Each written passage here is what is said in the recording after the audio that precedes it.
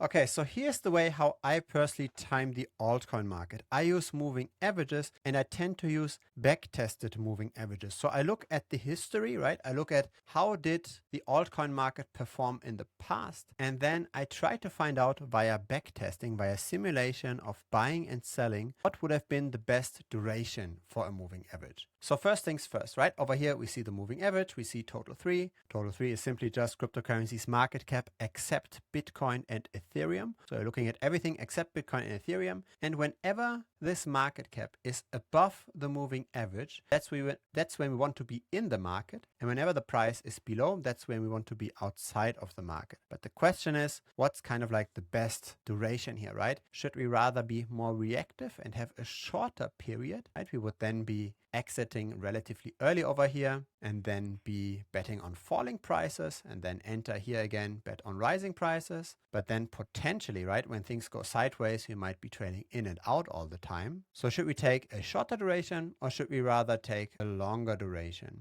That's the question, right? What's the best duration for a moving average? Should we just take something random or should we rather take something that worked best in the past? And I haven't run a moving average backtest for total 3 for this cryptocurrency market cap for quite a while. And so I have prepared an Excel sheet for this, which you can, by the way, also download at thebitcoinstrader.com, right? The link is here at the bottom of this video. That's the premium membership. Over here, we've got the Excel sheet with the starting time being the 14th of July, 2017, all the way to today. Okay, so you got all this data. The data, by the way, I downloaded here simply on TradingView. So if you've got the paid version of TradingView, you can export the chart data and get all of these prices. And you plug this into this sheet and then we can actually run a macro. So let's do that over here. Let's try to find out what's actually the best moving average for total 3 for the altcoin market. You can see now how this is running. We see since beginning of the chart, buying and holding any altcoin on average would have given us 56% per annum. And this is now flickering around a little bit because it's trying to find the best value. Let's zoom in over here now. And what you can see is here for the simple moving average, the best duration is the 23-day. And for the best exponential moving average, the best is the 21-day. Okay, we can actually also look at this in terms of a chart. So this is the result. On the x-axis, we've got the duration. So the moving average duration in days. And on the y-axis, we've got the annualized performance with the SMA 23 being the best. So let's add this over here, right? Let's look at the 23 simple moving average. And let's also add the exponential moving average, which was the 21. Okay, so this would have been in this entire history the best indication whether or not we should be buying or selling. Now, how much do we actually outperform with this? So as said, buying and holding would have given us 56%. Those two moving averages annualized would have given us 300 or 240%. So very, very different. Let's actually look at this. So let's enter again 23 over here and 21 over here. And let's look at the value development over time. This is a linear scale, so we can't really see much. Let's look at the logarithmic scale. So this is trading according to the 23-day simple moving average. And on the y-axis, we've got a logarithmic scale, right? So these are 10x's from one another. And in white, we see total 3, okay? Cryptocurrency's altcoin market cap. And in green, we see the appreciation we would have gotten if we just traded according to the strategy. Now, in this strategy, we have something included. We've got our trading fee included, so 0.1% for each buy and sell. We also are betting here on falling prices. So meaning when the price goes below the moving average, we would short the entire altcoin market. We could also, in theory, right, just bet on rising prices. So we don't short at all, we just go in cash. Then this is what the price development looks like, right? You see over here, when we are short, when we don't bet on rising prices, it's just going sideways. You can see the outperformance isn't as massive. It's still nice. You can still see how we are relatively constantly trading and we are looking at a 10x difference, but the difference isn't as massive as if we also include shorting in here, right? When the price is below the moving average, we bet on falling prices. This is a very nice constant outperformance, and it's that much of an outperformance, right? This is 2 horizontal lines here on the logarithmic scale. So this is basically 100 times the capital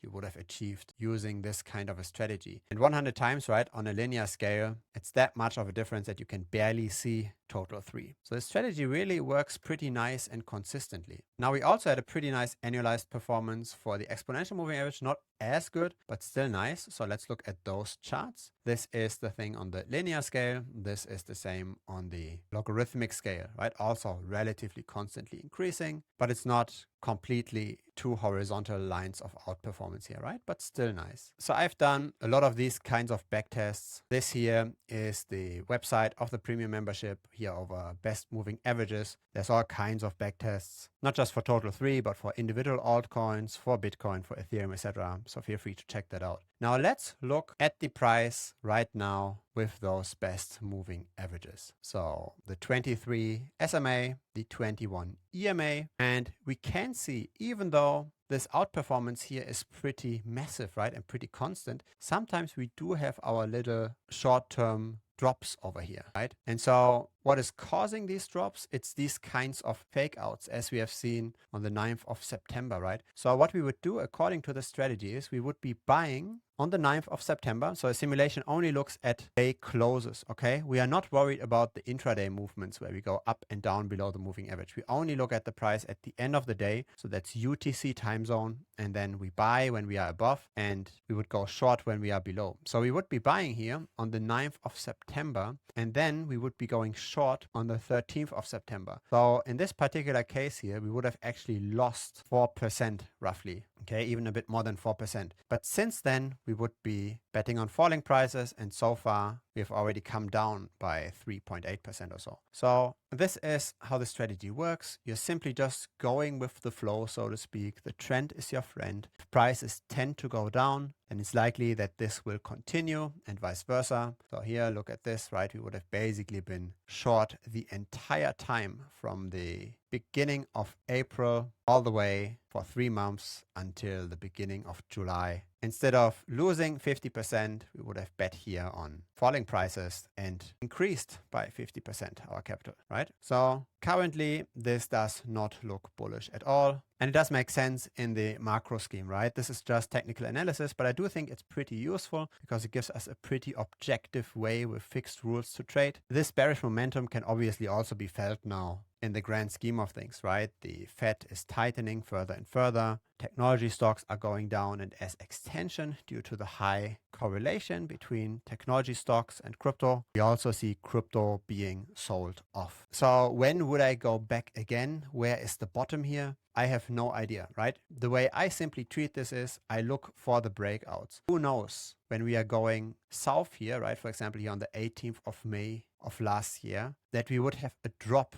of 44%. Nobody has an idea when this actually turns around. But when it does turn around, then the potential performance we can get is massive. And that's the important thing, especially with altcoins, right? Altcoins are pretty much highly levered plays within crypto. They're more volatile than Bitcoin or Ethereum. Altcoins are mainly used for active speculation. And so just buying and holding an altcoin when the altcoin market within less than a year can go down by 66% and an individual altcoin can go down by even more, right? Just buying and holding is probably not always the wisest thing. I think it's better to really try to ride those waves. And that's also what the backtest is showing us here, right? Even if we include trading fees. And we could be even a bit more pessimistic about this, right? Let's say we are only trading decentralized and we have a trading fee of, say, 0.25%. Let's also say that with each trade, we're paying a bit of gas fee. So for the Binance Smart Chain, that's for each trade, maybe 25 cents or so, right? We can simulate this. And then we can iterate again over those moving averages and see if we get the same result. And what we can see here is for very short durations, we are going that low that we can't even crunch those numbers within a macro. but for the other moving averages, we can get a number. And here again, 23 is the best. So when we look at the 23 SMA and we look at the outperformance here,